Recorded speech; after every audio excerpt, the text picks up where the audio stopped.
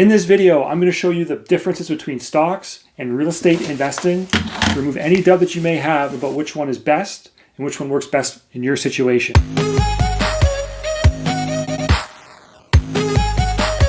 Hey, what's up guys? It's Andrew Ferguson from The Economist here with more tips and strategies to help you guys become better investors in both stocks, real estates, and overall personal finance. I spent the last 7 years learning how to do this myself, and that's what this channel is all about. So if it sounds like something you'd be interested in, consider subscribing. But let's get right into the content today. We're talking stocks, we're talking real estate. It's the battle of the titans. Let's do this. Jumping right into things here, let's talk about startup capital that you need to make either investment work. When we're talking about real estate, the bar is very, very high. It costs a lot of money to buy your own rental property. If you're going to buy it for yourself, you're looking at 5% down. If you're looking at a rental property, you're looking at least 20% down. Now, in addition to that down payment amount, you're also going to have with real estate what's called closing costs. That might be hiring a lawyer, getting a home inspection done, or even doing a title search on the property. And all these kind of little costs add up. So let's look at an example of a property that's worth about $250,000 as a purchase price. You're going to have to put 20% down, which we just talked about, which is $50,000. Then you're going to have to tack on another 1.5% roughly for your closing costs. That 1.5% is going to total $3,750. When you consider that and compare it to stocks you can go and buy one share of a stock, you can go buy a fractional share of a stock, which just means instead of buying a full one share, you can go buy 10% of one share, 50% of one share, however much you want to do. And the barrier to entry is very, very low. You can get started with $50, $100, $200, whatever you may have. You can go buy shares of companies with little amounts of money and start earning some dividends, number one, and potential for capital gains, number two, if the stock goes up in value. So the barrier of entry is very, very different for these two investments, with real estate being very high. If you can do it, great. If you can't, I'd look at stock investing if you have a little bit of cash, you're starting out. With that being said, if you guys want to learn how to buy a house with no money down, check out this video right here, and let's keep this train moving on to the next comparison. So now we're talking about purchasing process. Let's start with stocks this time. Stocks are very, very quick, very liquid. You can do a trade, enter a trade in almost no time at all if you know what you want to do. If I wanted to buy one share of Apple, let's say, I could open up my phone, scan to Apple, pick the stock, enter the price, order submitted, and then as soon as I do that, if I have a good buy price, it's probably going to get filled right away, and you can do that whole process in under 30 seconds easily. Real estate, on the other hand, is very much more convoluted. You have to go find different houses, go look through them with your real estate agent. You have to secure financing from the bank or from your mortgage broker. You have to get the documents approved and signed by your lawyer.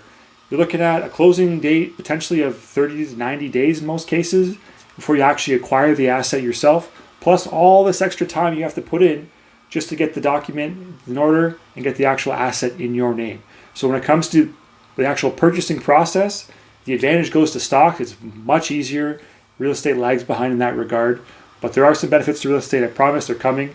And if you guys are getting value out of this video, smash that like button for me. Let's keep this thing going. The next thing I want to bring to your attention is what's called leverage, or leverage if you're pronouncing it correctly. I like to use the way it's pronounced in Pirates of the Caribbean, so don't mind me.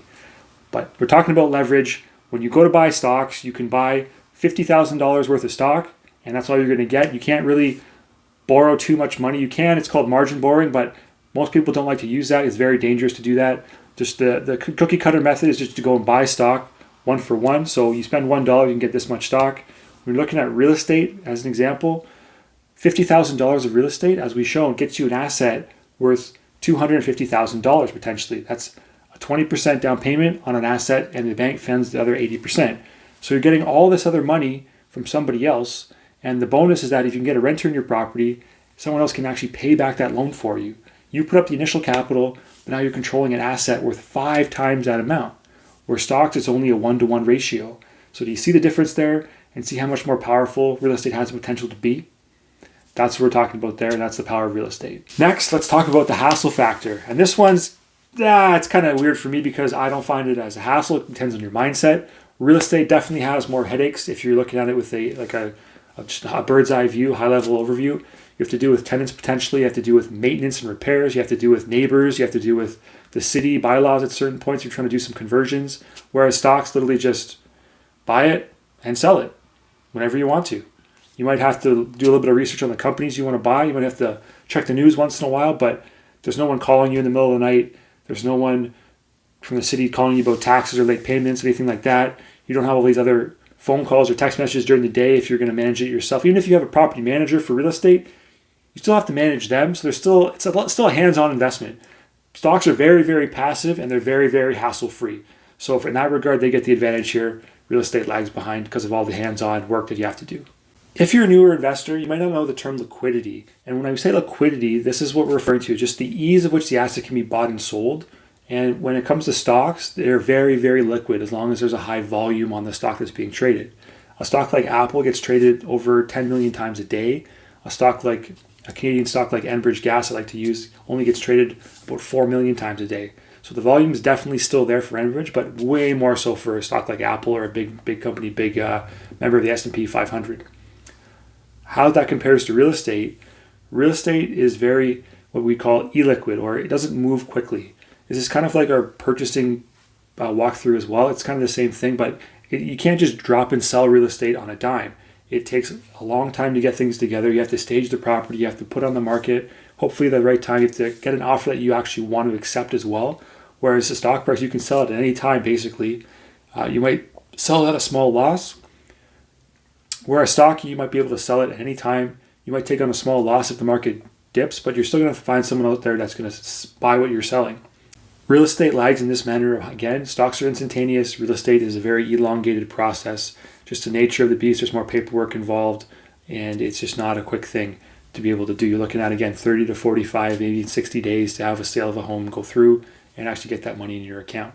So when it comes to liquidity, stocks are very more liquid than it comes to real estate. And if you guys are new to this whole investing thing, make sure you check out this video right here because it's a great learning tool for those of you jumping into stocks for the first time. It's got some great tips and strategies for you guys to use and things to be mindful of as you start down this path. Keeping it going though, let's talk about touchy, feel good.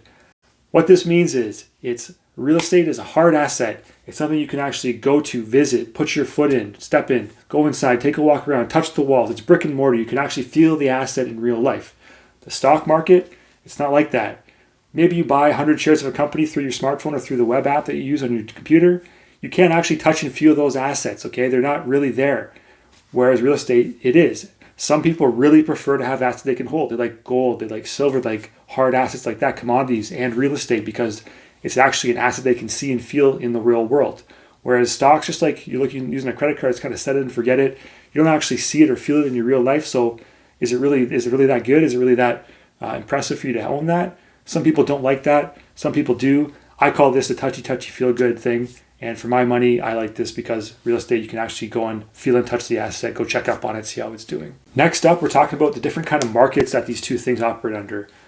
An imperfect market is where the market conditions aren't fair to all parties. This happens a lot in real estate investing. It's not overly regulated. People can have insider information all the time. And usually what it comes down to is to having a big bankroll or it's having insider information from doing a lot of groundwork on the street and actually talking to people in the neighborhood of a property that's going to be sold. What I mean by this is if you have a huge bankroll, let's say you have an extra $500,000 in cash sitting there. There's a property for sale for about $200K. You can go make an offer at $150K solid cash and have no conditions and get the property at a steep discount. You can then turn around and sell the property right away and still make some money back because you bought it in cash. There's no penalties for breaking your mortgage. You don't even have a mortgage. You just go sell it for fair market value if you want to do so. Whereas everybody else is competing with getting a mortgage and getting financing from a bank. They have to go and make a purchase price around 200, maybe 195 or maybe 205, right around the 200 asking price mark because they don't have that access to cash to close the deal in a matter of 10, 14, 15 days. They have to get financing. They have to get bank approval. So they have conditions in their offer likely upon financing, home inspection, whereas the person with lots of cash has less risk in the deal because they're just buying it at a steep discount and they can just flip the asset the next day. That leads to imperfections in the market where not everybody has the same access and the same level playing field. Again, if you're doing a lot of groundwork and you're really canvassing the neighborhood, finding out why the people are selling their house, maybe you can make them a deal that speaks to their emotions, that helps them out of a jam.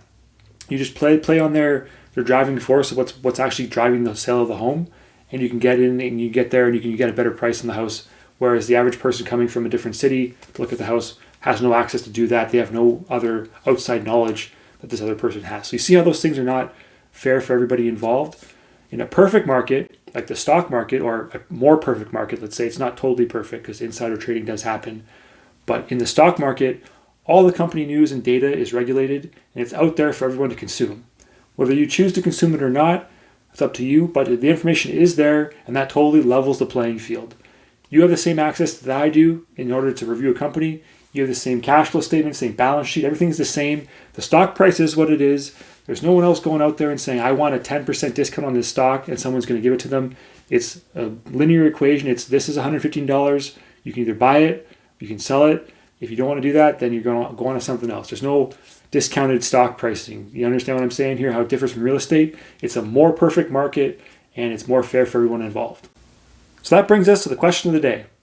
Which investment strategy, stocks versus real estate, do you guys prefer? Let me know in the comments below. I look forward to reviewing and seeing what you guys choose. Before we get to my actual personal preference, if you guys have gotten value out of this today, consider subscribing to the channel and I'll keep rolling out new videos for you guys to check out.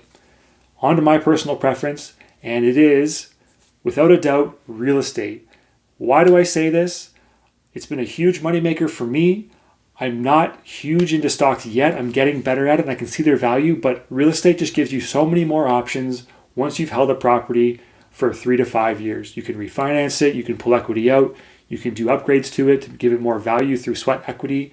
I don't see that same comparison with stocks. I do think stocks are important, but I think it should work like this. I think you should have, number one, this is called the trifecta in my mind.